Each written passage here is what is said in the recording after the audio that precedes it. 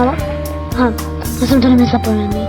Že zdarec lidi, víte vás u dalšího nového verze Minecraftu. Tentokrát 1.4 sedmičky a pomenu 1.4.7. Počkáme.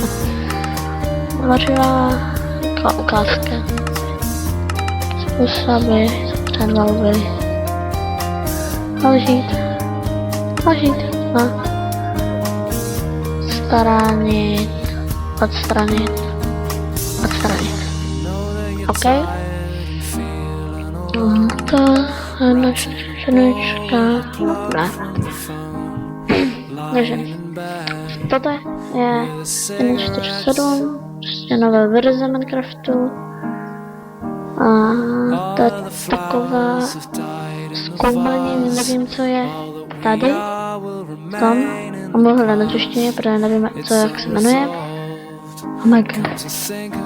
Víte, já to zapnu, co to načte? Jo, dobře. Tak jo. Čekejte. Dobré, takže už se může podívat, co je nového. Nic, pozorně, nic, nástroj,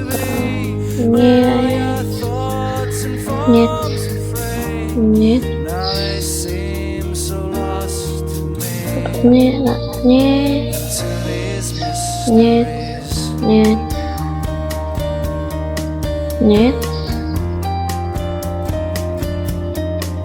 ono je něco nápadnevýho. Tak ale, cože? Počkajte. Špí. No. 1.4.7, tak... Co to teda je?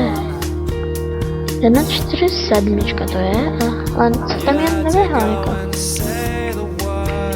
No taky. No něco zrobit to, protože... Tak... Asi... Nic to není.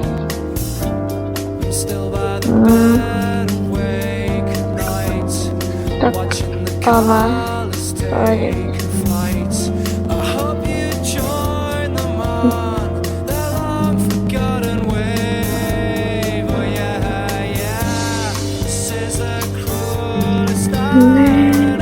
Takže, tady.